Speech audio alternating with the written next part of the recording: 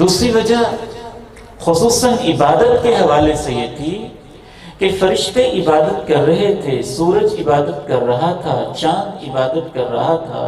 ستارے عبادت کر رہے تھے، لیکن یہ ساری مخلوقات جو ہیں ان کو کوئی مجبوریاں تو نہیں تھیں۔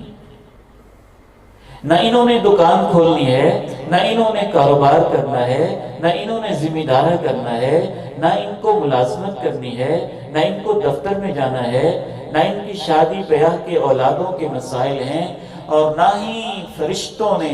مختلف قسم کی ذمہ داریاں، گھر کی کفالت، اخراجات، بچوں کی پرورش، اس طرح کے مسائل ہیں۔ تو یہ سارے مسائل نہ سورج کے ساتھ تھے، نہ چاند کے ساتھ تھے، نہ فرشتوں کے ساتھ تھے۔ اللہ رب العزت یہ چاہتے تھے کہ ایک ایسے انسان کو پیدا کیا جائے جو دیکھنے میں چھوٹا ہو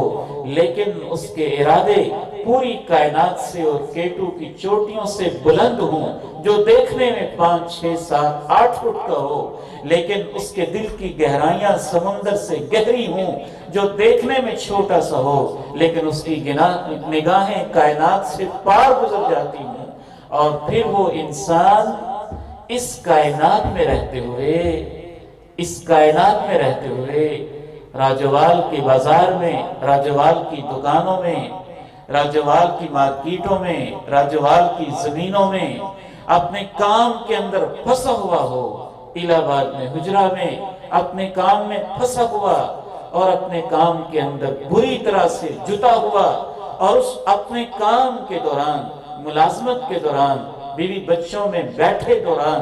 دکان پہ بیٹھے ہوئے، ذمہ دارہ کرتے ہوئے، پانی لگاتے ہوئے، کاشت کرتے ہوئے اسے آواز دی جائے، اللہ اکبر، اللہ اکبر، اللہ اکبر، اللہ اکبر۔ اسے پتہ بھی ہو کہ یہ پیچھے دکان خالی رہ جائے گی، وہ جانتا بھی ہو ملازمت سے وقت دینا پڑے گا، میں تھکا ہارا ہوں، اسے احساس بھی ہو بیوی بچوں میں بیٹھا ہوں، اس محفل کو چھوڑنا مشکل ہے، لیکن وہ میری محبت کی خاطر سب کچھ چھوڑ چھاڑ کے وضو کرے، ہاتھ دھوئے، چہرہ دھوئے، دعائیں پڑھے، نگاہیں جھکائے، اللہم افتح لی ابواب رحمتی کا پڑھتے ہوئے مسجد میں آئے، کبھی یوں ہاتھ باندھ لے، کبھی جھک جائے، کبھی ناک کو نیچے رکھ کے اس سے لکیریں کھینچے، پیشانی کو نیچے دے کے رب اغفر لی، رب اغفر لی، اللہ معاف کر دے، اللہ معاف کر دے، اس کی زبان پہ یہ ترانے جاری ہو جائیں۔ یہ عبادت میرے بھائیوں، میرے بزرگوں، میرے بیٹوں، صرف ہم کر سکتے تھے، اس طرح کی عبادت فرشتے نہیں کر سکتے تھے۔ چونکہ یہ امتحان ہم دے رہے ہیں تو انعام بھی پھر ہمارے لیے ہے۔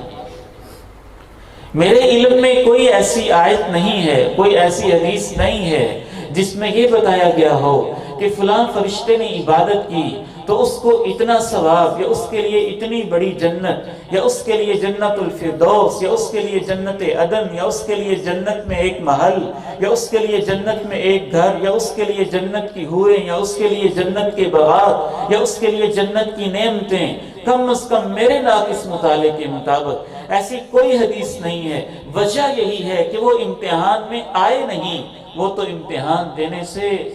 پوری کائنات خوف محسوس کرتی تھی۔ اس امتحان کی ذمہ داری انسان نے اٹھائی۔ اِنَّا عَرَضْنَا الْأَمَانَةَ عَلَى السَّمَاوَاتِ وَالْأَرْضِ وَالْجِبَالِ فَأَبَيْنَ أَن يَحْمِلْنَهَا وَأَشْفَقْنَ مِنْهَا وَحَمَلَهَا الْإِنسَانُ۔